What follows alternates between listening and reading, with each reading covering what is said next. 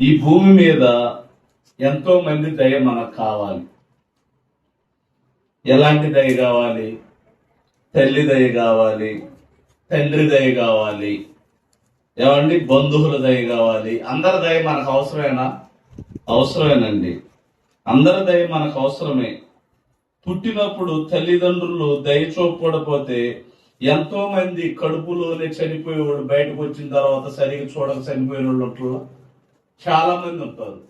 అలాగే పుట్టి కొన్నాళ్ల తర్వాత వాళ్ళని పట్టించుకోకుండా వదిలిపెడితే వాళ్ళు తల్లిదండ్రుల దయ లేకపోవటం వల్ల ఎంతో మంది చెడిపోయేవాళ్ళు కూడా ఉంటారు పట్టించుకోకుండా. నిజంగా మనం ఈ యొక్క ప్రాంతంలో దేవుడు మనల్ని పుట్టించి మంచి తల్లిదండ్రుల గర్భాన పుట్టించినందుకు మీరు ఎప్పుడైనా స్తోత్రం చెల్లించారా దేవునికి? మాకు మంచి తల్లిదండ్రులు ఇచ్చారు, మంచి ఊరిచ్చారు, నిజంగా దేవా నీకు స్తోత్రం అని మీలో ఎవరన్నా ఎప్పుడన్నా కృతజ్ఞతాస్తుతులు చెల్లించారా? చెల్లించు. మనకి మంచి బిర్యానీ వచ్చినప్పుడు దేవుని స్తుతిస్తాం, ఏమండి మంచిగా మనకు కావాల్సిన బట్టలు లేదా మనకు కావాల్సిన నగలు ఇట్లాంటివన్నీ వచ్చినప్పుడు మనం దేవుని స్తుతిస్తాం తప్ప నిజంగా తల్లిదండ్రులను బట్టి, ఊరిని బట్టి, ఏమండి మనకి మంచి బంధువులను బట్టి, చుట్టుపక్కల ఉన్న మన యొక్క వాళ్ళందరిని బట్టి దేవునికి స్తోత్రం చెల్లించాలి ఎల్లప్పుడు. మనం ఒక మాట చదువుకొని ముందు కొనసాగుదాం. చూడండి, సామెతల గ్రంథం 3వ అధ్యాయం 1 నుంచి చూడండి. సామెతల గ్రంథం రాసుకోండి. రాసుకున్న తర్వాత ఎందుకు రాసుకుంటున్నాం మనం తెలుసా? మనం వాక్యాన్ని ఎందుకు రాసుకుంటున్నాం తెలుసా? వాక్యాలు ఎందుకు రాసుకుంటున్నాం మన అందరూ తెలుసా? ఎందుకు రాసుకుంటున్నారు? తర్వాత చూసుకొని వాక్యాలు అలా ఉండవో లేవో పరిశీలించి మన జీవితాన్ని మనం ఏం చేయాలి? బలపరుచుకోవాలి. అందుకు వాక్యాలు రాసుకున్నంత మాత్రాన భక్తి పరులు కాదు, రాసుకున్న తర్వాత వాటిని గ్రహించి వాటి ప్రకారంగా జీవించడమే భక్తులు. కనుక చదువు రానోళ్ళ గురించేసి వాళ్ళు పాపం వాళ్ళ తల్లిదండ్రులు అప్పుడున్న పరిస్థితులు వేరు, ఇప్పుడున్న పరిస్థితులు వేరు, మీకు తెలియదు. ఒకనాటిలో చాలా మంది చదువుకున్న వాళ్ళు, కొంతమంది చదువు లేని వాళ్ళు, అంటే చదువు రాక వద్దని తిరిగే వాళ్ళు ఎక్కువ మంది, చదువు వచ్చినా కూడా చదివిక చాలా మంది అంటుంటారు. ప్రకాష్ నేను కేరళ చేర్చినప్పుడు మా సార్ ఏమన్నాడంటే, నేను అక్కడ వాచ్మ్యాన్ ఆఫీసర్ కాదుగా, అక్కడ స్టేడియంలో ఉన్న మంచి మంచి ఆఫీసర్ అనమాట. ఆడికి కాదు చదువు, నువ్వు బాగా చదువుకున్నట్టు నువ్వు కరెక్ట్ అయ్యేవాడు, నీకున్న జ్ఞానానికి అని అన్నాడు. మళ్ళా కూడా అంటారు చూడు, మన కుటుంబంలో ఉన్న తల్లిదండ్రులు బిడ్డలు బాగా చదివి ఇచ్చేటప్పుడు లేదా పిల్లలు బాగా ఎక్కదీసేసి, కొంతమంది ఉంటారండి బిడ్డలు చక్కగా నిజంగా మన బిడ్డలు మనం ఏం చేయాలో తెలుసా? అందుకే ఎవరి దయ కావాలన్నది తెలియదు చాలా మంది పిల్లలకు కానీ పెద్దోళ్ళకి కానీ తెలియదు. మన పిల్లలకి మనం చక్కగా దువ్వాలి, తల దువ్వాలి, చక్కగా వాళ్ళకి ఈ అన్నాలు పెట్టడం కూడా మర్చిపోయి ఆప్యాయత అనురాగాలు అలాగే వచ్చేది. మన బిడ్డలకి అంత ముందు పెట్టేవాళ్ళు అండి. అంత ముందు పిల్లలకి పెద్దోళ్ళు అయిన తర్వాత కూడా అన్నం కలిపేదని అన్ని 2 ముద్దలు పెడుతుంటారు. నిజంగా ప్రేమ, ఆప్యాయత, అనురాగాలు రావాలంటే ఏం చేయాలి? మనం కొన్ని తెలుసుకోవాలి, కొన్ని చేయలేకపోతాం, వాటిని తెలుసుకోవాలి. మన బిడ్డల్ని మనం చూసుకోలేనంత పనులే ఉంటాయండి మనకి. మనం చేసే పనుల్లోనే ఆ పనులు ఇంకొద్దిగా మలుచుకోవాలన్నమాట. మన బిడ్డల పైన మన పైన ఆప్యాయత, అనురాగం రావాలంటే ఎలా వస్తుంది? ఏమంటే ఒక స్కూల్లో టీచరు కొంతమందినే ప్రేమిస్తారు, కొంతమంది ప్రేమిరు. ఎందుకు ప్రేమిరు? ఆ టీచర్ చెప్పిన మాట చక్కగా వింటది. చదువు ఉండా లేకపోయినా కూడా టీచర్ చెప్పిన మాట చక్కగా వింటున్నప్పుడు కొన్నాళ్ళ తర్వాత ఆ బిడ్డను బాగా ప్రోత్సహించింది. అట్లనే బిడ్డలు కూడా తల్లిదండ్రులు బాగా మనకి ఎలా చూస్తున్నారు, ఎలా చూడలేదు, ఎలా కష్టపడుతున్నారు, ఇవన్నీ బిడ్డలుగా గమనించాలి. ఇక్కడ ఏమంటున్నాడు చూడండి, సామెతల గ్రంథం 3వ అధ్యాయం 1 నుంచేసి చదవండి. నా కుమారుడా, ఇదిగో నా కుమారుడా, నా ఉపదేశములు మరువకు. చాలా మంది తల్లిదండ్రులు చెప్పే మాటలు బిడ్డలు వినరు. తల్లిదండ్రులు చెప్పే మాట చాలా మంది వినరు బిడ్డలు. ఎందుకు వినరు? మనుషుల్లో ఏంటంటే చిన్న పిల్ల కాంచి గర్వం సొట్టు అవుతుండదు. పెద్దలకు లోబడరు. ఎవరైనా పెద్దలు గబుక్కుని ఒక మాట అంటే మళ్ళీ ఎదురు తిరిగి మాట్లాడతారు. అలా మాట్లాడకూడదు. చిన్న బిడ్డలుగా చిన్న బిడ్డలో ఎలా ఉండాలో అలా ఉండాలి. తెలుసో తెలియక పెద్దవాళ్ళు మాట్లాడతారు, పిల్లలు కూడా అలాగే మాట్లాడేస్తారా? తప్పు, చాలా తప్పు. ఎందుకంటే మనం దేవుని దయ పొందిన వాళ్ళం. ఎవరి దయ కావాలి? అందరి దయ కావాలి. దేవుని దయ ఉంది కనుక ఈ భూమి మీద మనం పుట్టాం. దేవుని దయ ఉంది కనుక ఈ భూమి మీద చక్కగా ఆయుష్ ఆరోగ్యంతో ఇవాళ ఇలా ఆరోగ్యంగా ఉండి మాట్లాడగలుగుతున్నాం, కూర్చోగలుగుతున్నాం, పాటలు పాడగలుగుతున్నాం, ఏదైనా చేసుకోగలుగుతున్నాం. అంటే ఎవరి దయ వలన? దేవుడి దయ వలన. మరి ఆ దేవుని దయ మనకు ఉన్నప్పుడు దేవుని దయ పొందిన పిల్లలుగా మనం ఎలా ఉండాలి? ఇక్కడ అంటున్నారు, సొలొమోను గారికి చెబుతున్న తల్లి ఏమని చెబుతుందో చూడండి. నా కుమారుడా, నా ఉపదేశము మరొకము, నా ఆజ్ఞలను హృదయములో గైకొనుము, అవి దీర్ఘాయువును సుఖజీవముతో గడుచు సంవత్సరములను శాంతిని నీకు కలుగు చేస్తాయి. ఎందుకు? తల్లిదండ్రులు చెప్పిన మాటలు, తల్లిదండ్రులు బిడ్డకి చెడ్డ మాటలు చెప్పరుగా. తల్లిదండ్రులు ఎవరన్నా బిడ్డలకి చెడ్డ మాటలు చెప్తారా? చాలా మంది అండి తల్లిదండ్రులు చెప్పిన మాటలు ఉంటారు కానీ పక్కన చెప్పిన మాటలు భలే వింటుంటారండి. పిల్లలు కూడా ఇంట్లో తల్లికి తండ్రికి ఆసరాగా నిలబడరు. అంట్లు తోవటం కానీ చేయడం, ఎందుకంటే పద్దాక కష్టపడి పని చేసి వస్తారు కదా. ఎవరి కోసం అది చేసేది? తల్లిదండ్రులు పొద్దున్నే లేచేసి ఒక కూరగాయలకు కానీ లేదా పొలం పనులకు కానీ లేదు వీటన్నిటికి ఎందుకు వెళుతుంది? ఎందుకు వెళ్తుంది? వాళ్ళకి జరకనా? మనకు పుట్టిన బిడ్డలు ఉన్నారు, ఆ బిడ్డలు గొప్పోళ్ళు అవ్వాలి. వాళ్ళకు ఒక గుడ్డల విషయంలో కానీ ఏ విషయంలో కూడా మన స్థాయికి తగ్గట్టుగా ఏ లోటు చేయకూడదు. అందుకే కష్టపడుతుంది వాళ్ళు. మరి కష్టపడి పొలం పనులు చేసినప్పుడు లేదా ఏదైనా పనులు చేసినప్పుడు ఇంటికి వచ్చిన తర్వాత మళ్ళీ ఆ పనులు వాళ్ళే చేసుకుంటే అంటే అంత గొప్పోళ్ళు అయిపోతున్నారు. అప్పుడే చూడండి, చెబుతుంది తన తల్లి తన బిడ్డకి చెబుతుంది, తన తల్లి బిడ్డలకు చెబుతుంది. ఏమని చెబుతుంది బిడ్డకి? నా కుమారుడా, నా ఉపదేశము మరువకుము, నా ఆజ్ఞలను హృదయపూర్వకముగా గైకొనుము, అవి దీర్ఘాయువును సుఖజీవముతో గడుచు సంవత్సరములను శాంతిని నీకు కలుగు చేయును, దయను సత్యమును ఎన్నడు నిన్ను విడిచిపోనివ్వకము. తల్లిదండ్రులు దయ గాని, సమాజంలో ఉన్న మనకి హెల్ప్ చేసిన వాళ్ళు దయ గాని, మన ఏది కూడా ఎన్నడూ మర్చిపోకూడదు. మనం చచ్చినంత కాలం మర్చిపోకూడదు. చాలా మంది ఇట్ట ఇంటూ అట్ట మర్చిపోతుంటారు వాక్యాలు కూడా. పనులు కూడా ఇది వాక్యం చెప్పినంత చెప్పే దేవుని సన్నిధి. ఇప్పుడు ఉన్నారు చూడండి, ఈ ఆదివారాలు ఈ బల్లారాధన అంటే పరిగెత్తుకొని వెళ్తారు. ఆ కొద్దిసేపే తప్ప తర్వాత దేవుని మాటలు ఎవరు ఉంటాయో చూడండి.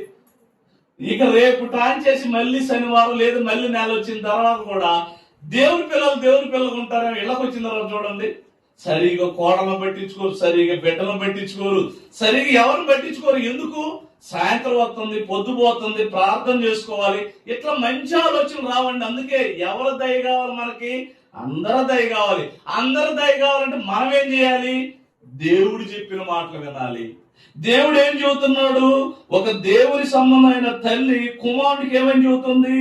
3వ వచనం, దయను సత్యమును ఎన్నడూ నిన్ను విడిచిపోనివ్వకము, వాటిని కంఠాభూషణముగా ధరించుకొనుము, నీ హృదయమును పలకల మీద వాటిని రాసుకొనుము, అప్పుడు దేవుని దృష్టి అందును మానవుల దృష్టి అందును నీవు దయనుంది మంచివాడి అనిపించుకుందువు.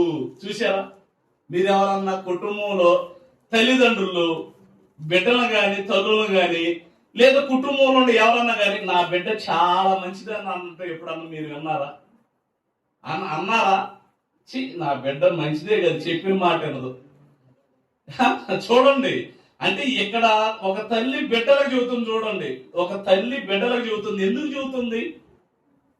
చెబుతుంది? చిన్నప్పటి నుంచి వాళ్ళకి అన్ని ఎందుకు నేర్పిస్తున్నారు తల్లులు? తండ్రులు ఎందుకు కొన్ని మగపిల్లలకు నేర్పిస్తున్నారు? మనం తెలుసుకోవాలి. మనం అనుకుంటున్నాం కదా, వాక్యం చదివితే చాలు, పాటలు పాడితే చాలు, ఇక ఎంతవరకు దేవుని సన్నిధిలో కూర్చుంటే చాలు, అంతవరకే కాదు. మిగతాయి కూడా మనం నేర్చుకోవాలి, మిగతాయి కూడా మనం లోబడాలి. ఇంకా చూడండి, యేసుక్రీస్తు వారు ఎవరెవరు దయనందు నొందాడో మనం ఎవరెవరు దయనుంది నొందాలో చూడండి. ఒక్కసారి లోకాసు వార్త 2వ అధ్యాయం లూకా సువార్త 2వ అధ్యాయం 52వ వచనం చూడండి. యేసు జ్ఞానమందును వయస్సు అందును దేవుని దయందును మనుషుల దయందును. ఇప్పుడు పిల్లలు గాని పెద్దలు గాని ఎవరన్నా గాని వర్ధిల్లాలంటే ఏం చేయాలి? దేవుని మాట ప్రకారం, మనుషుల మాట ప్రకారం కాదు. ఏమండి ఇక్కడ ఏమంటున్నాడు? యేసు జ్ఞానమందు, జ్ఞానం మనుషులు జ్ఞానమందును, తర్వాత వయసును బట్టి కూడా మాట్లాడాలన్నమాట. వయసు ఏమండి వయసుకు మించి మాట్లాడుతుందండి ఈ అమ్మాయి, వయసు మించి మాట్లాడుతున్నాడండి ఈ అబ్బాయి అని అంటుంటారు. అంటే వయసుకు దగ్గ మాటలు మాట్లాడరు చాలా మంది. వయసు మించిన మాటలు ఎవరైనా పెద్దవాళ్ళైనా పిల్లలైనా యవనస్తులైనా దేవుని కాడికి వెళ్ళే వాళ్ళైనా దేవుని వాళ్ళ కాడికి వెళ్ళని వాళ్ళైనా ఏం చేయాలి? జ్ఞానమందు వర్ధిల్లాలి. తర్వాత వయసు అందు, వయసు అబ్బా ఈ వయసుకు తగ్గ పనులు చేస్తున్నారండి, ఈ వయసుకు తగ్గ మాటలు మాట్లాడుతున్నారండి, ఈ వయసుకు తగ్గ అసలు దేవుని పిల్లలుగా బ్రతుకుతున్నారండి. ఇది ఎంత బాగుంది. దేవుడు కూడా యేసుక్రీస్తుల వారు కూడా భూమి మీద ఉన్నప్పుడు ఆయన ఎలా దయ పొందుతున్నాడో చూడండి. మనం దయ పొందుతున్నామా? మనం ఎలాంటి దయ పొందుతున్నాం? మనం ఎలాంటి దయ అంటే, ఈ అమ్మాయి మంచిదే కదా నా మాటను, ఈ అబ్బాయి మంచోడే కదా అస్సలేనడో నా మాట, పొద్దున్నేస్తే నేను చెప్పేది ఒకటి వీళ్ళు చేసేది ఒకటి. చూడండి అంటే ఏమైంది? అది చాలా మంది పనులు కూడా చెప్పట్లేదు. 10 రూపాయలు డబ్బులు సంపాదించిన తర్వాత పిల్లలు సంపాదించినప్పుడు నువ్వు పనులు చెప్పట్లా, ఆ సంపాదన కోల్పోతే చిన్న బిడ్డలకి ఖచ్చితంగా పని చేపించాలి. కుటుంబంలో అన్నం కూడా వండుకోలేని పరిస్థితి అయితే అట్లా, కుటుంబంలో ఇల్లు కూడా జిమ్ముకోని పరిస్థితి అయితే అట్లా, కుటుంబంలో నువ్వు అన్నం భోజనం ఇదంతా సిద్ధపాటు చేసేసి తల్లిదండ్రులు ముందు పెట్టేసి నువ్వు కూడా వేసుకొని కూర్చునే తినే రోజులు రావాలి. అలాగ కుటుంబ పరిపాలన ఉండాలి, అలాగ తల్లిదండ్రులు ఉండాలి, అలాగ అందరూ ఉండాలి. ఇదేంటిది? పిల్లల దయ, తల్లిదండ్రుల దయ, అందరు దయ పొందటం, కష్టపడి పని చేయాలి. ఎందుకు? దేవుడు కూడా చూడండి యేసుక్రీస్తుల వారు కూడా తన తల్లికి ఎంతో సేవ చేశాడండి. చనిపోయిన తిరిగి లేచిన తర్వాత కూడా ఒకరికి అప్పచెప్తాడు. ఏమండి చూడండి ఆదికాండం ఒక ఉదాహరణకి మనుషుల దయ కూడా కావాలా, ఎట్లా వర్ధిల్లాలి ఏందన్నది ఉదాహరణకు ఓ సందర్భాన్ని ఒకట జ్ఞాపకం చేద్దాం. మనకు తెలిసిన సందర్భమే అయినా చూద్దాం. ఆదికాండం 39వ అధ్యాయం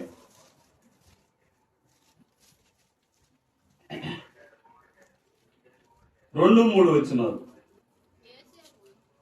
యోసేపు యెహోవా యోసేపుకు తోడయుండెను గనుక అతడు వర్ధిల్లుచు తన యజమానుడకు ఆ ఐగుప్తు ఇంట ఉండెను. యెహోవా అతనికి తోడయుండెను. అతని చేసినదంతయు అతని చేతిలో యెహోవా సఫలము చేయను. అంటే యోసేపు గారిని వాళ్ళ అన్నలు వాళ్ళంతా అందరూ ద్వేషించారు, కానీ ఎవరు ద్వేషించలేదు? చూడండి జాగ్రత్తగా చూడండి. ఏమండి రాసుకున్నారా? ఇప్పుడు యోసేపు గారిని తన అన్నలు విడిచిపెట్టేశారా? దోషారోపణ వేసారా? అమ్మేశారా? అయినా కూడా ఎవరి దయ ఉంది? దేవుని దయ ఉంది. మరి ఇక్కడ దేవుని దయ ఉంది కదా, మరి రాజు దయ కూడా పొందాడు యోసేపు. అర్థమైందా? అర్థం కాదు. ఇప్పుడు ఈ తండ్రి దయ ఎట్లా ఉంది? దేవుని దయ ఉంది కనుకనే చక్కగా వాళ్ళ అమ్మలు గాని వాళ్ళు గాని అమ్మేసినా, ఇబ్బంది పెట్టినా, ఏం చేసినా, ఆయన ఐగుప్తు దేశంలో అమ్మేసినా కూడా అక్కడ ఎవరి దయ ఉంది? దేవుని దయ ఉంది. మళ్ళీ రాజు దయ కూడా పొందాడు. ఎలా పొందాడు? యోసేపు గారు ఆ రాజు అక్కడ పనివాడిగా ఉంటూ ఏ పని చెబితే ఆ పని ఖచ్చితంగా చేసేవాడు. ఒకరు దయ పొందాలంటే పిల్లలుగా మీరంతా చాలా కష్టపడుతున్నారు అనుకో, తల్లిదండ్రులు చెప్పినట్టు అన్నారు అనుకో, తల్లిదండ్రులు మీరు ఏదన్నా అడిగినా కూడా కాదంటారా? అస్సలు కాదనరు. మనం వినప్పుడే కదా తల్లికి కోపం వచ్చేది, తండ్రికి కోపం వచ్చేది, అందరికి వచ్చేది, దెబ్బలు పడేది. అంతే కదా, వినప్పుడే కదండి దెబ్బలు పడేది. మామూలుగా అయితే దెబ్బలు పడతాయి. మేము కూడా దెబ్బలు తిన్నవాళ్ళమే, కానీ ఇట్లా వాక్యం ద్వారాగా వాక్యంలో సారం ద్వారా చెప్పిన వాళ్ళు లేరు. చెప్పిన వాళ్ళు లేరు. చాలా మంది ఇది పోగొట్టుకుంటున్నారు. ఈ పాటలు పాడే అదృష్టాన్ని పోగొట్టుకుంటున్నారు. మన దగ్గరలో వాళ్ళు కూడా వాక్యాలు విని చక్కగా ఇలా నేర్పించి అదృష్టాన్ని పోగొట్టుకుంటున్నారు. ఈ అదృష్టాన్ని పోగొట్టుకొని ఎక్కడికి వెళ్ళి కొద్దిసేపు చప్పటి అక్కడ 2 పాటలు పాడి ఆరాధన చేసి మళ్ళీ పరిగెత్తుకుంటే ఇది అలసిపోయినట్టు. అక్కడ దేవుని వాక్యం వాళ్ళు ఏం చెప్పారు చెప్పమానండి. మీరు రాసుకున్నారు కదా, నేను చెప్పింది మీరు తల్లిదండ్రులు చెప్పండి, వాళ్ళని కూడా మీరు అడగండి. అట్లాగే వర్తిల్లటం అంటే ఎట్లా వర్తిల్తారు? ఎవరు వర్తిల్తారు? ఇప్పుడు మనం ఏదైనా పని చేస్తున్నాము, భార్య సంపాదించిపోతుంది, భర్త సంపాదించిపోతున్నాడు, నీ డబ్బులు ఇట్టి అని అనుకుని నీ డబ్బులు కూడా చూపించంటారు. ఎందుకంటారు? నువ్వు చేసుకొని వచ్చి మళ్ళీ ఈ డబ్బులు కూడా కాజేయడానికా? అంతే కదా. కుటుంబంలో ఇద్దరు సంపాదించారు, ఇద్దరు సంపాదించింది నువ్వెంత సంపాదించు ఇద్దరు సంపాదించి చూసుకొని ఎంత ఖర్చు అవుతుంది, ఎట్టే కదా మిగిల్చుకునేది. అట్లనే దేవుని వాక్యం కూడా, దేవుల్లో కూడా నువ్వు వర్తిల్లాలంటే నువ్వేం చేయాలి? నువ్వే విన్నావో నీ తల్లిదండ్రులు చెప్పాలి. నీ తల్లిదండ్రులు అసలు విన్నారో లేదు, వెళ్తున్నారు కదా, చాలా దూరాలు వెళ్తున్న వాళ్ళు అసలు వింటున్నారా? భక్తిలో రేపొద్దు నరకంలో పడ్డారు బాధ ఊరికి. మనకు కాదు, ఇంట్లో తల్లి అయినా తండ్రి అయినా బిడ్డలు అయినా మనల్ని ఎంత ప్రేమిస్తున్నామో వెళ్ళి నరకంలో పడ్డారు. మన బిడ్డలు పడ్డా కూడా మనకు బాధే, మనం వెళ్ళి పడ్డా కూడా బాధే కదా. రేపొద్దున అందరూ చనిపోయిన తర్వాత, కొన్నాళ్ళ తర్వాత, మనకు వయసు వచ్చిన తర్వాత, రోగం బాధ వచ్చిన తర్వాత వెళ్తాం కదా దేవుని సన్నిధిలో ఉంటాం. అయ్యో నా బిడ్డ చక్కగా దేవుని సన్నిధిలోకి వెళ్ళి పాటలు పాడుతూ ఇవన్నీ చేస్తూ చాలా భక్తిలో జీవిస్తుంది అనుకున్నా కానీ ఇదేంటి నరకంలో పడిపోయింది? ఇదిగో మా అమ్మ మా నాన్న దేవుళ్ళలోకి వెళ్ళి చక్కగా పాటలు విని వచ్చేసి చక్కగా దేవుళ్ళు ఉన్నారు, కానీ ఇదేంటి వీళ్ళు నరకంలో పడ్డారు? అప్పుడు ఎలాగుండదు చెప్పండి? అప్పుడు ఎలాగుంటది? నరకంలో పడితే బాగుంటుందా? కనుకనే మనం భూమి మీద ఉన్నప్పుడే ఏం చేయాలి? మనం దేవుని వాక్యాన్ని తెలుసుకోవాలి, ఆ వాక్యంలోని భావాన్ని తెలుసుకోవాలి, ఆ భావాన్ని తెలుసుకొని మన కుటుంబాన్ని మనం కట్టుకోవాలి. ఇప్పుడు యేసేపు గారు ఆ కుటుంబాన్ని మంచి ఆపద కాలం ముందు ఏం చేశాడు? వర్తిల్లిన తర్వాత కాపాడాడండి. వాళ్ళ అన్నల్ని, వాళ్ళంతా ఒడ్డులు గాని ధాన్యం గాని వాటన్నిటిని ఏం చేశాడు దేవుడు? తర్వాత అంటాడు కదా, దేవుడే నన్ను ఇలాగ పంపించాడు అని అంటాడు. అంటే వర్దిల్లటం అంటే ఏంటి? ఒక పనిలో వర్దిల్లాలి, వాక్యంలో వర్దిల్లాలి, పాటలో వర్దిల్లాలి, అన్నిటిలో నువ్వు వర్దిల్లాలి. వర్దిల్లం కాడికి నువ్వు దేవుని సన్నిధికి వెళ్ళడం దేనికి? అంతే కదండి. దేవుని సన్నిధిలోకి వెళ్ళి వాక్యం చదవటం రాలేదు, దేవుని సన్నిధిలోకి వెళ్ళి పాటలు పాడటం రాలేదు, దేవుని సన్నిధిలోకి వెళ్ళి ప్రార్థన చేయటం రాలేదు, దేవుని సన్నిధిలో నువ్వేమి రానప్పుడు ఇక నువ్వు దేవుని సన్నిధికి ఎందుకు వెళ్తున్నావమ్మా? ఏదో వెళ్తున్నావు వస్తున్నావు. ఏమండి చూడండి, అంటే మన దేవుని జీవితంలో మన దేవుని దయ పొందిన మన కొన్ని చిక్కులు మనకు పడతాయి. చూడండి ఒకసారి హెబ్రీయులకు రాసిన పత్రిక 12వ అధ్యాయం 2వ వచనం. హెబ్రీయులకు రాసిన పత్రిక 12వ అధ్యాయం 2వ వచనం. మనము కూడా ప్రతి భారమును సులువుగా సిక్కులు పెట్టు పాపమును విడిచిపెట్టి విశ్వాసమునకు కర్తయగు దానిని కొనసాగించువాడునైనా యేసు వైపు చూచుచు మన ఎదుట ఉంచబడిన పందెమ రంగమునందు ఓపికతో పరిగెత్తుతూ ఓపికని ఓడించేసేసింది అనమాట. ఓపికతో పరిగెత్తుతూ ఆయన తన ఎదుట ఉంచబడిన ఆనందము కొరకై చదవండి. ఆనందము కొరకై అవమానమును నిర్లక్ష్య పెట్టి శిలువను సహించి దేవుని సింహాసనము యొక్క కుడిపాశమున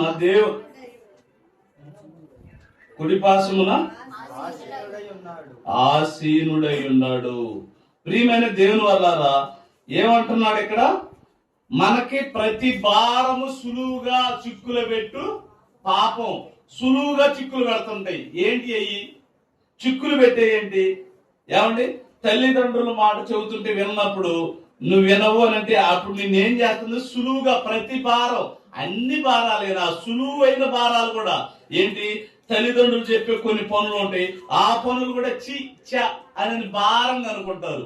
తల్లిదండ్రులు బిడ్డలు చెప్పక ఎవరు చెబుతారు పనులు? ఏమంటే తల్లిదండ్రులు బిడ్డలు చెప్పక పక్కన వాళ్ళు చెబుతుంటారా? అంటే మనం కూడా ఎలాగున్నాం. దేవుడు చూడు ఎంత చక్కగా అంటాడు. మళ్ళీ ఒకసారి చదవండి 12:2 మనము కూడా ప్రతి భారమును సులువుగా చిక్కులు పెట్టు పాపమును విడిచిపెట్టి విశ్వాసమునకు కర్తయు దాన్ని కొనసాగించువాడునైనా యేసు వైపు చూచుచు మన ఎదుట ఉంచబడిన పందెములో ఓపికతో పరిగెత్తుదుము. ఆయన తన ఎదుట ఉంచబడిన ఆనందము కొరకై అవమానమును నిర్లక్ష్య పెట్టి శిలువను సహించి దేవుని సింహాసనము యొక్క కుడి పాశమున ఆసీనుడై ఉన్నాడు. అంటే ఈ భూమి మీద బ్రతుకున్న దినములన్నీ ఎలాగుంటాయి? కొంతమంది వ్యక్తులు మన కళ్ళ ముందు ఎలాగుంటారో ఒకసారి చూడండి. సామెతల గ్రంథం చూద్దాం. ఇప్పుడు ఈయనేంటి, భూమి మీద జరిగే యేసుక్రీస్తుల వారు భూమి మీద జరిగే ప్రతి ఒక్కటిని ఏం చేశాడు? చిక్కులు పెట్టి వాటన్నిటినీ తీసేసుకున్నాడు. ఎందుకు? ఆయన కళ్ళ ముందు ఒక ఆనందం ఉంది. ఏంది? పరలోకంలో తండ్రి కుడిపాశాన కూర్చునే ఆనందం, సంతోషం ఉంది. ఆ సంతోషాన్ని చూస్తూ ఇక్కడ చిక్కులు బరాయించాడు. మరి మనకు కూడా చిక్కులు వస్తుంటాయి. ఎలాంటి చిక్కులు వస్తుంటాయి చూడండి. సామెతల గ్రంథం 20వ అధ్యాయం. ఏమండి? సామెతల గ్రంథం 20వ అధ్యాయం 1 నుంచి ఎలాగుంటారో కొన్ని చిక్కులు పడుతుంటాయి కదా, చిక్కులు పడుతుంటాయి. అవి చూద్దాం. సామెతల గ్రంథం 20వ అధ్యాయం 1 నుంచి చదవండి. ద్రాక్షారసము వెక్కిరింతల పాలు చేయును, మద్యము అల్లరి పుట్టించును, దాని వశమైన వారందరూ జ్ఞానం. అంటే మద్యపానం. ఇక మీరు వీళ్ళంతా గుర్తు చేసుకోండి. ఏమి లేదు, మద్యం తాగేవాళ్ళు గాని, సిగరెట్లు బీడీలు చేసే అబద్ధాలు ఆడేవాళ్ళు కానీ వీళ్ళంతా ఎందుకు జ్ఞానం లేని వాళ్ళు. అక్కడే అంటున్నాడు. ఏమన్నాడు? ద్రాక్షారసం ఎక్కిరింతల పాలు చేయును, మద్యము అల్లరి పుట్టించును, దాని వశమైతే చాలా మంది చూడండి. ఏమండి? చాలా మంది చూడండి, ఎంత చెప్పినా ఎంత కాలమైనప్పటికీ మద్యము గాని లేదా రకరకాలైన వ్యసనాలు గాని రకరకాలైన పాడు పనులు కానీ మానుకోరు. చూడండి, ఎందుకు మానుకోరు? అక్కడ వాక్యం చెబుతున్నారు చూడండి. ద్రాక్షారసము వెక్కిరింతల పాలు చేయును, మద్యము అల్లరి పుట్టించును, దాని వశమైపోయి ఉన్నారు. అంటే కొంతమంది అంటుంటారు చూడండి, మీరు గట్టిగా భర్తను అంటారు, అమ్మో మా కోడలు వచ్చి వాళ్ళ కొడుకుని వశపరుచుకుందండి. ఏమంటది? మా కోడలు మా కొడుకుని వశపరుచుకుందండి, అందుకే నా మాట అంటలేదండి. అంటే వశపరుచుకోవడం అంటే మలుసుకుంది. అంటే ఏమండి, భార్య భర్తలు ఇద్దరు ఒకరొకరు మాట కలవాలి, ఒకరొకరు కలిసి ఉండాలి. అది దేవుని రూలు, అంతే కదా. ఏమన్నాడు? నీ తల్లినైనను నీ తండ్రినైనను విడిచిపెట్టి భార్యను హత్తుకునము. ప్రతి పురుషుడు భార్యను హత్తుకుంటాడు. అందుట్లో ఎలాంటి సందేహం లేదు. చాలా మంది ప్రార్థన పోయేవాడు కూడా తెలిసి నా కొడుకు నా కోడలు మాట అన్నాడు, మరి ఇంకెవడ మాట అన్నారు? పక్కన మాట అన్నారా? చూడండి, ప్రార్థనకి వెళ్ళేవాడికి బైబిల్ వాక్యం తెలుసు కదమ్మా. ప్రార్థనకి వెళ్ళేవాడికి వాక్యం తెలుసు, వాక్యంలో ఉన్న భావం తెలుసు. ప్రతి పెళ్లిలో కూడా ప్రసంగాలు వింటాం, మనం చేసుకునే పెళ్లిలో కూడా అక్కడ ఆ వాక్యాలు వింటాం. కానీ అయినా కూడా నిందలేస్తా ఉంటారు, తిడతా ఉంటారు, అల్లరి చేస్తూ ఉంటారు. ఇక్కడ దేవుడు అందుకే ప్రతి ఒక్కటి మనకి జ్ఞాపకం చేస్తున్నాడు. చూడండి, ఈ రోజు దేవుడు మనతో చక్కగా మాట్లాడుతున్నాడు వాక్యం ద్వారాగా. కొన్ని వేల సంవత్సరాల నుంచి రాయబడిన మాటల్ని ఈ రోజు మనం చక్కగా వినగలగాలి. 3వ వచనం చదవండి. కలహమునకు దూరముగా నుండుట నరులకు ఘనత, మూర్ఖుడైన ప్రతి వాడు పోరునే. చూడండి, ఈ మాట చాలా జాగ్రత్తగా ఉండండి.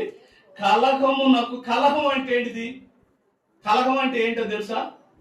కలహం అంటే ఏంటిది? గొడవ లేదా అల్లరి లేదా చిక్కు. దాన్ని ఏమంటున్నాడు? కలహమునకు దూరముగా నుండుట నరులకు ఘనత. మనకు తగాదులకు దూరంగా ఉంటాం, తగాదులకు దగ్గరగా ఎప్పుడెప్పుడు తగాదు ఏంటని చూస్తుంటారు చాలా మంది. చూడండి, అక్కడ చూడండి. కలహమునకు దూరముగా నుండుట నరులకు ఘనత, మూర్ఖుడైన ప్రతి వాడు పోరునే అంటే కలహమునే, గొడవనే కోరుకుంటాడంట. చూడండి ఎంత మంచిగా చెబుతున్నాడు దేవుడు. ఆ తర్వాత విత్తులు వేయు కాలమున సోమరి దున్నడు.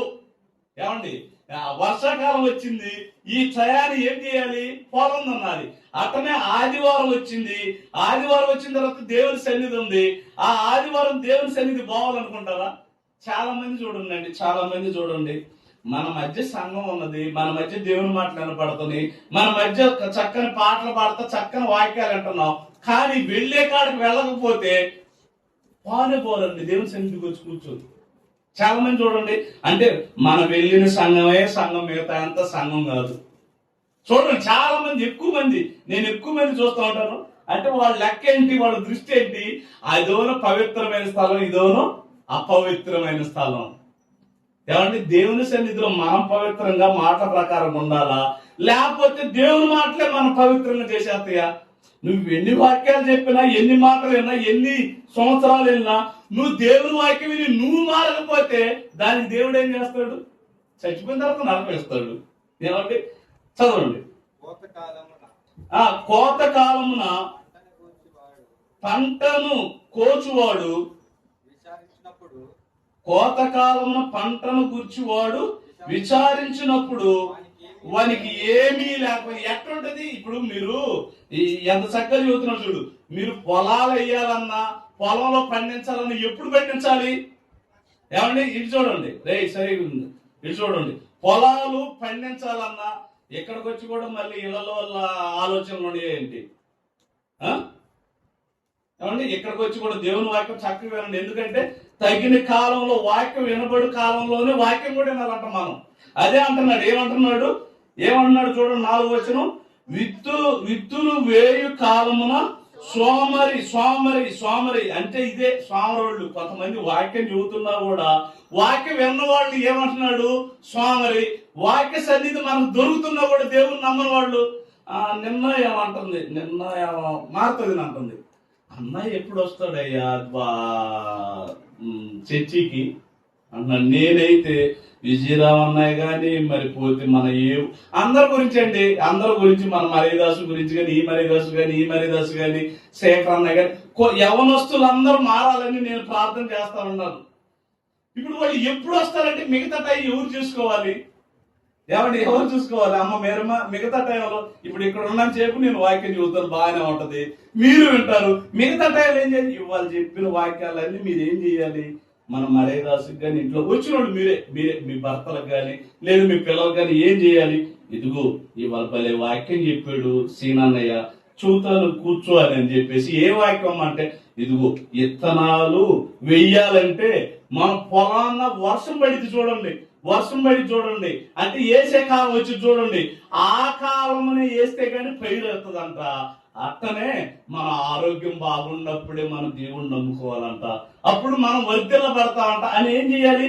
చల్లగా మీరే చెప్పాలి. మీరు చెప్పకుండా ఇప్పుడు వాళ్ళు వచ్చి కూర్చుంటే చెప్పగలుగుతాం, వాళ్ళు లేనప్పుడు మనం ఏం చెప్తాం? ఏమండి వచ్చినప్పుడు మనసీనే కదా మనం అని అనుకునే భావన కూడా ఉండొచ్చు. మిగతా సంఘాలు ఎవరన్నా ఆదాను కానీ, లేదా వసంత మెడిసి అన్నయ్య కానీ వాళ్ళు వచ్చినప్పుడు వీళ్ళు కూడా వందనాలు చెబుతారు. మన కళ్ళ ముందు ఉన్నా కదా, మనసీనే కదా నా భావనలో ఉంటాం. మీరైనా నేనైనా అట్నే ఉంటామండి. ఇప్పుడు కొత్త వాళ్ళు వచ్చినప్పుడు వందనాలు చెప్పగలుగుతున్నాం, మన కాడ ఉన్నవాళ్ళు వందనాలు చెప్పలేకపోతున్నారంటే కారణం ఏంటి? వాళ్ళు అప్పుడప్పుడు ఆపడుతున్నారు, మన కళ్ళ ముందు ఉన్నారు. అట్లనే వాళ్ళు మారాలంటే మొత్తం మనం ఏం చేస్తున్నాం? మన భర్త మారాలని, లేదా మన బిడ్డలు మారాలని మనం ఏం చేస్తున్నాం? ఒక ప్రార్థన చేస్తున్నావా? ఒక వాక్యం చెబుతున్నావా? ఒకరు మీరు చెప్పలేకపోయినా తెలివిగా మీరు ఇంట్లో అందరు ఉన్నప్పుడు కొద్దిసేపు దేవుని వాక్యం చెప్పి ప్రార్థన చేసిపోదురు అని పిలుస్తున్నారా? ఏదో ఒకటి ఉండాలి కదండి. ఏదో ఒకటి ఉంటేనే కదా వాళ్ళు మారాలంటే. ఊరకు నోటి మాటతోనే. ఇప్పుడు నేను మారాలంటే ఎంతమందో తెలుసా? నేను ఒక్కన మారాలంటే, ఇప్పుడు మీరందరూ నేను చెబుతున్న మనిషి నేను ఒక్కన మారాలంటే ఎంతమందో తెలుసా? ప్రసాద్ అన్న నూజిల్లా, ఏమండి, తర్వాత వచ్చేసరికి ఆదా అన్న, తర్వాత ఓసన్న మిషన్స్ దాస్ అన్న, తర్వాత రంజిత్ అన్న, తర్వాత సురేష్ అన్న, తర్వాత లోకన్నయ్య. ఎంతమంది ఉన్నారు? వీళ్ళ మన తల్లోళ్ళు ఉండారా?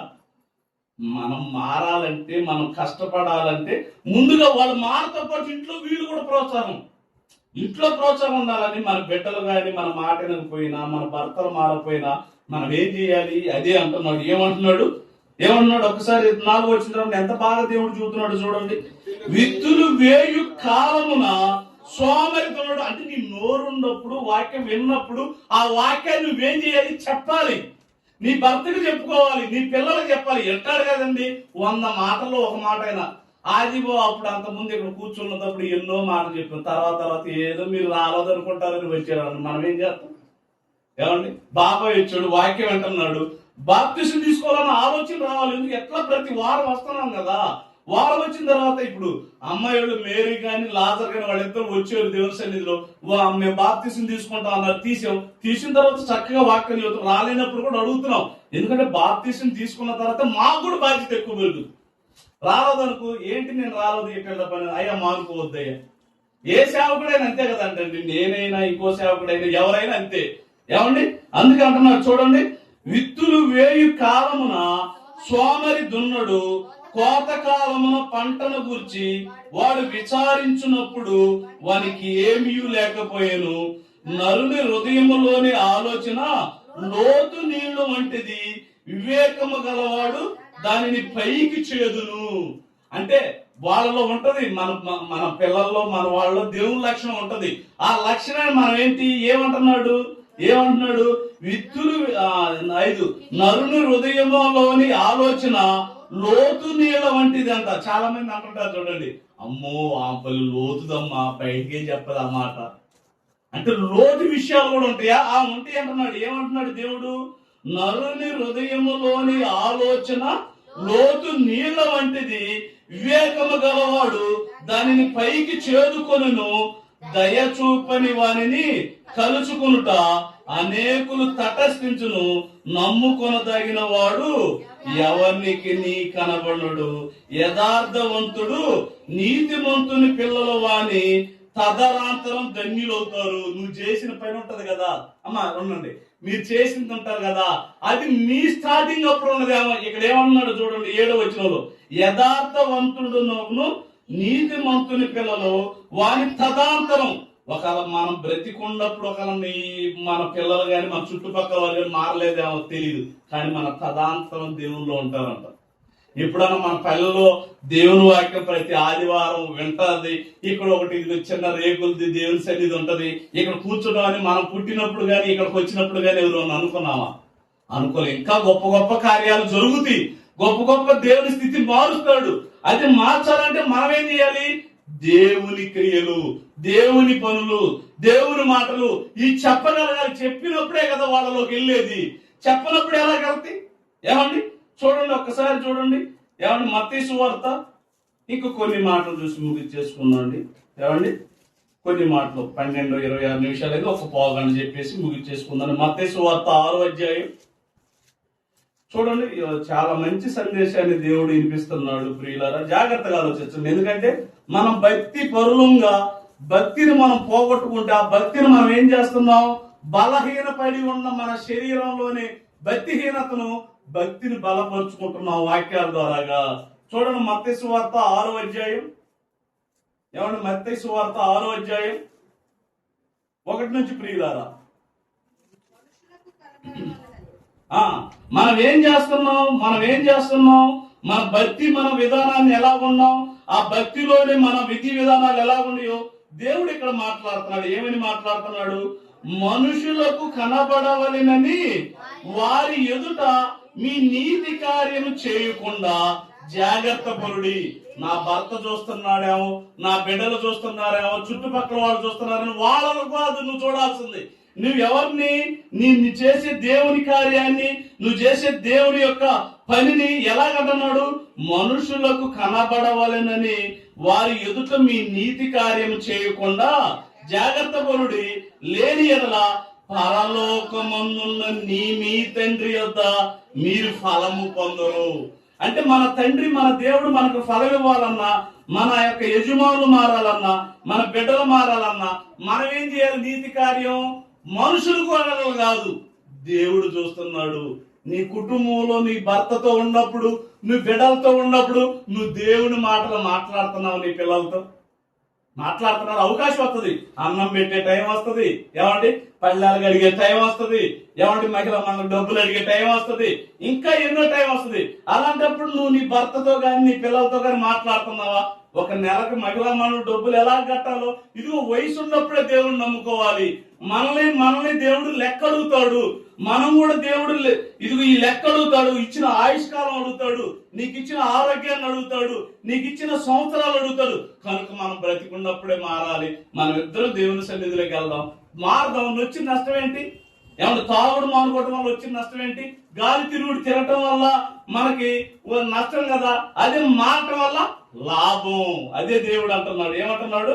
మనుషులకు కనబడవలనని వారి ఎదుట మీ నీతి కార్యము చేయకుండా జాగ్రత్త పరుడి, లేని ఎడల పరలోకమందున్న మీ తండ్రి యొద్ద మీరు ఫలం పొందకపోవటం ఎవరిది?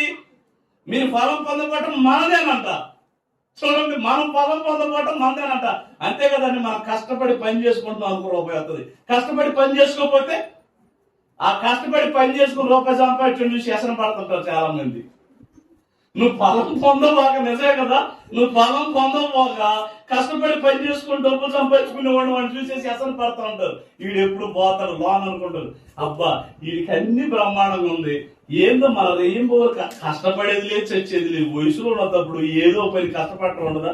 దేవుడు ఎంత చక్కగా చెబుతున్నాడు చూడండి. మనుషులకు కనబడవలనని వారి ఎదుట మీ నీతి కార్యం నువ్వు దేవుని కోసం ఏం చేస్తున్నావో అది నీతి కార్యం చేయకుండా జాగ్రత్త పరుడి, లేని ఎడల పరలోకమందున్న మీ తండ్రి యొద్ద మీరు ఫలము పొందరు. కావున నువ్వు ధర్మము చేయనప్పుడు మనుషుల వలన ఘనత నొందవలనని వేషధారణ సమాజ మందిరములోను వీధుల్లోనూ చేయులాగున నీ ముందర బోర వదొద్దు, డంబాలు కొట్టొద్దు అంటున్నాడు. నువ్వు దేవుణ్ణి, పిల్లలు గాని నిన్ను గాని ఆశీర్వదించాలి, దీవించాలి, ఫలాలు ఇవ్వాలి అన్నప్పుడు నువ్వు ఎలా ఉండాలి? ఏదో నేను దేవుని కోసం ఏ చేస్తున్నాను, నీ చేస్తున్నాను, ఇంకా దేవుడు నా మాట్లాడలేదు, ఇది కాదు నువ్వు అనుకోవాల్సింది. ఇంకా నేను చెయ్యాల్సింది ఏదో ఉన్నది. నేను దేవుని కొరకు ఎంతో ఇంకా సరి చేసుకోవాల్సింది ఉంది. ఇదిగో నా బిడ్డల కాడ ఇంకా నేను సరి చేసుకోవాల్సి ఉంది, ఇంకా నా భర్త కాడ నేను సరి చేసుకోవాల్సింది ఉంది. సరి చేసుకుని నేను మాట్లాడాల్సింది ఏదో ఉంది.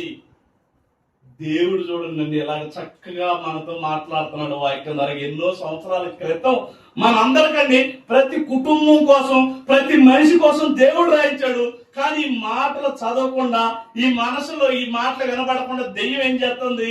వాటిని మూసేస్తుంది. చెవులకు గోచరం, కళ్ళుకు గంతలు. అవి ఎలాగా వినపడుతున్నా కానీ విన్నట్టుగా ఉన్న వాళ్ళకి ఏంటిది? చెవులకి మరి ఏం వేసింది? మూతలు వేసేసినట్టే కదా. ఏమండి చూడండి, మరొక మాట కూడా చూడండి.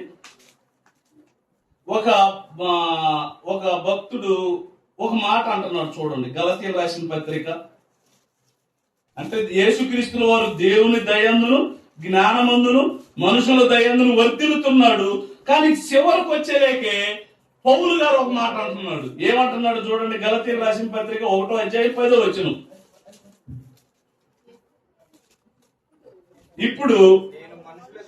నేను ఇప్పుడు మనుషుల దయను సంపాదించుకొనుచున్నానా, దేవుని దయను సంపాదించుకొనుచున్నానా? నేను మనుషులకును సంతోష పెట్టుకోరుచున్నానా? ఎప్పటికీ మనుషులను సంతోష పెట్టువాడునైతే క్రీస్తు దాసుడు కాకపోయిను. అంటే మనం మనుషులు మనుషుల్ని సంతోష పెడితే దేవుని దాసులు అవుతారా? కాదంటున్నాడు. ఎందుకు?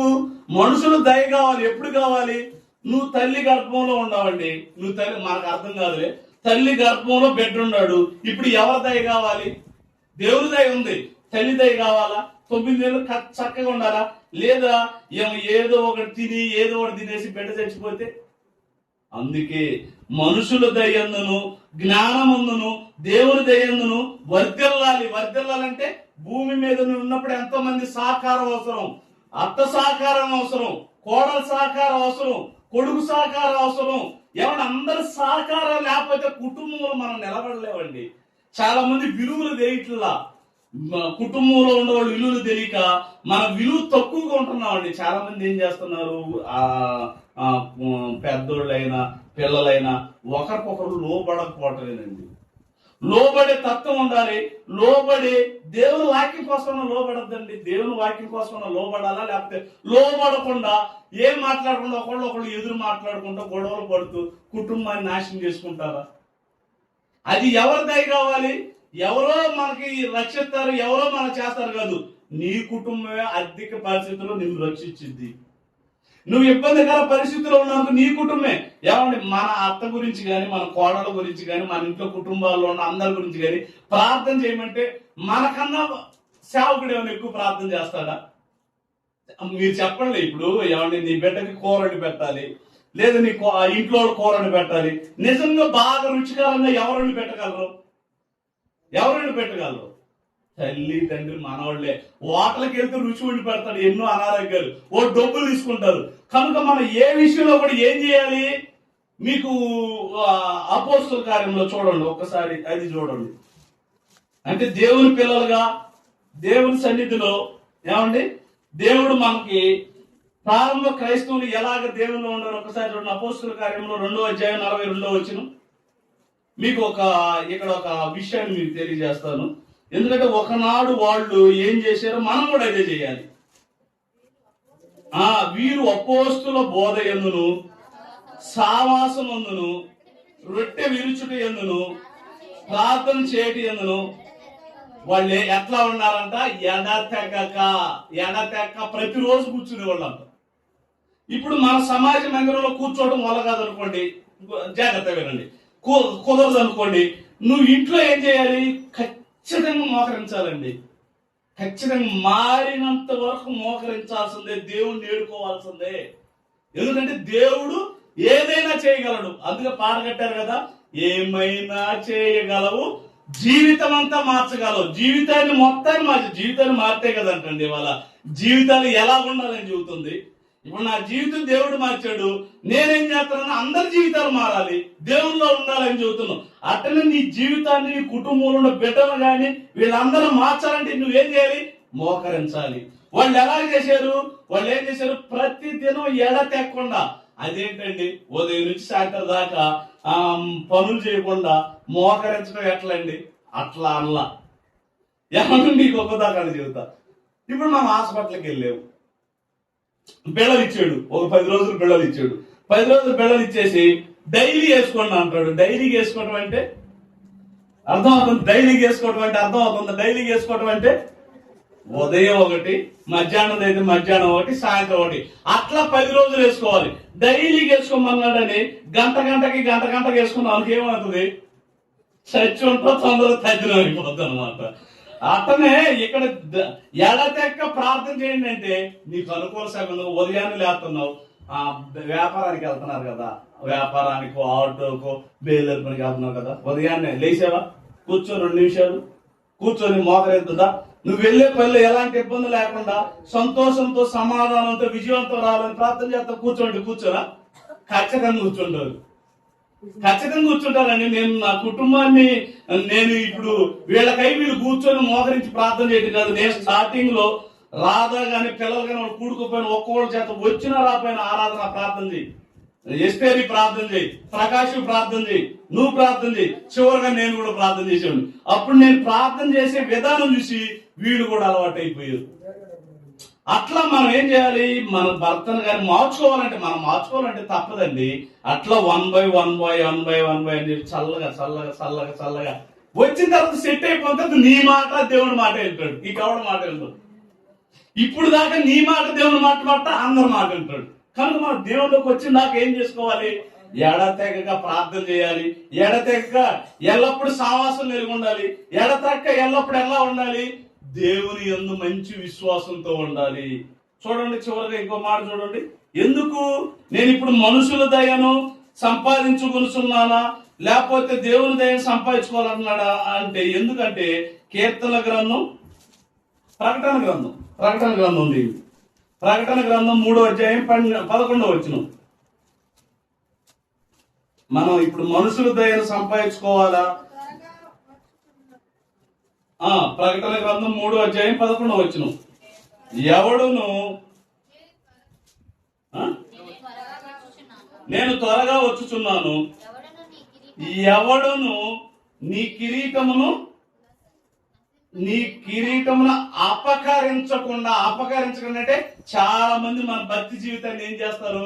అపకరించేస్తారు. అబ్బో ఇప్పుడే భక్తి పొరులారైంది, ఇప్పుడు ఇప్పుడే ప్రార్థన చేస్తుందా అని అపహరిస్తుంటారు. దేవుడు మనకిచ్చిన కిరీటం అండి. ప్రార్థన చేయటం, ఇవన్నీ చేయటం ఏమనుకుంటున్నారు? ప్రార్థన చేయటం గాని, పాటలు పాడటం గాని, దేవుని సన్నిధిలో కూర్చోవడం గాని, ఇవన్నీ దేవుడు ఇచ్చిన దయా కిరీటం. అదే అంటాడు చూడండి కీర్తనలు 5:11 ఏమంటాడు చూడండి. ఏమండి కీర్తనలు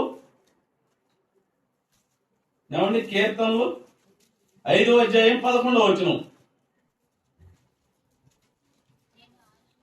ఏమన్నాడు చూడండి.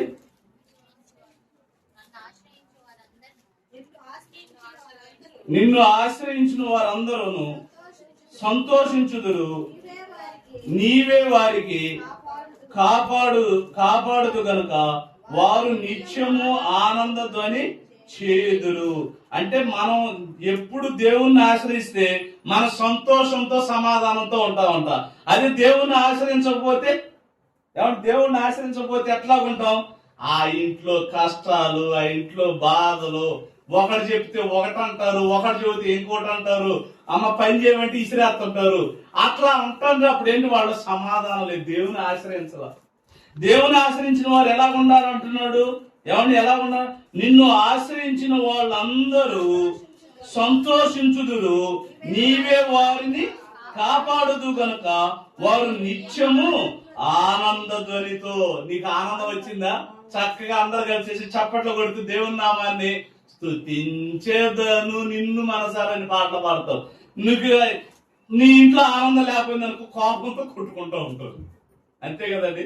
శాంతి సమాధానం లేనప్పుడు ఎట్లా చేస్తారు?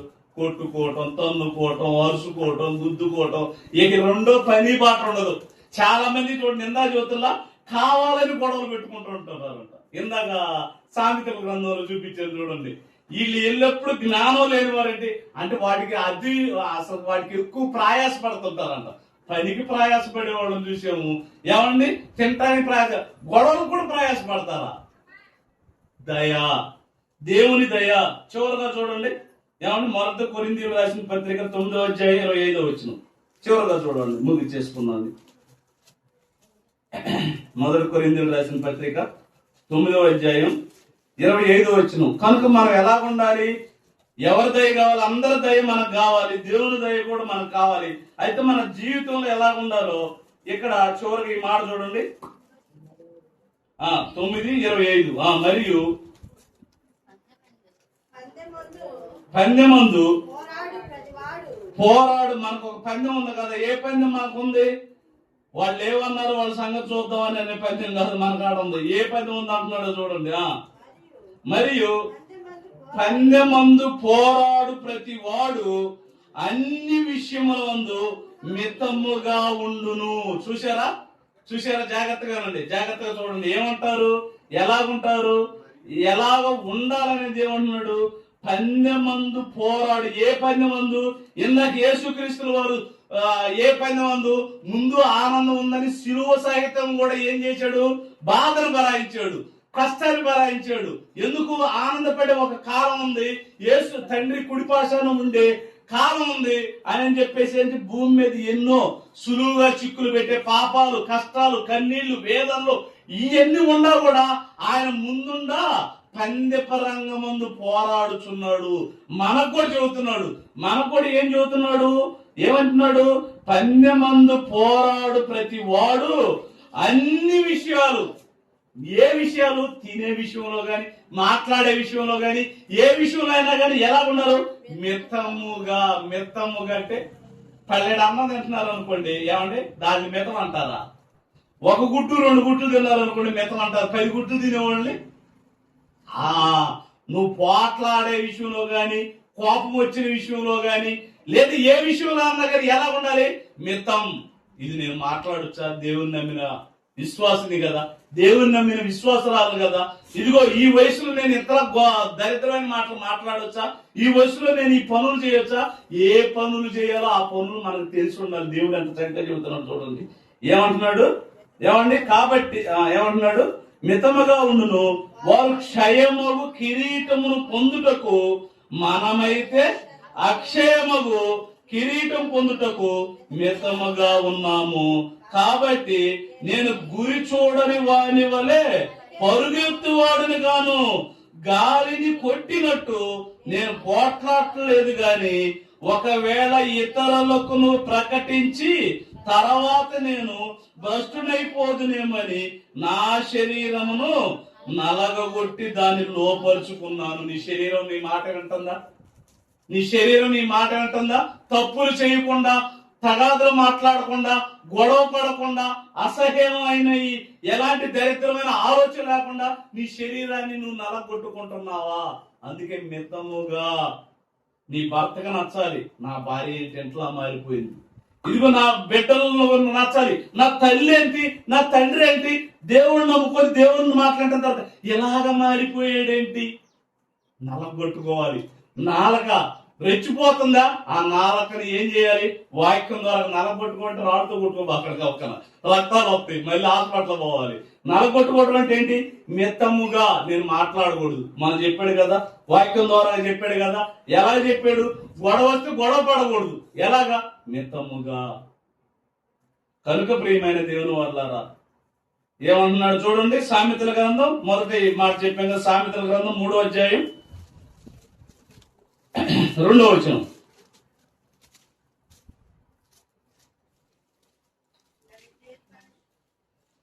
సామెతల గ్రంథం ఓకే, ఉపమాదరకాన్ని చదువు బాగుండదు. మన పాఠానికి ముఖ్య ముందు మూలం చదువుకున్నాం కదా. నా కుమారుడా, నా ఉపదేశమును మరువకము, నా ఆజ్ఞలను హృదయపూర్వకంగా గైకొనుము.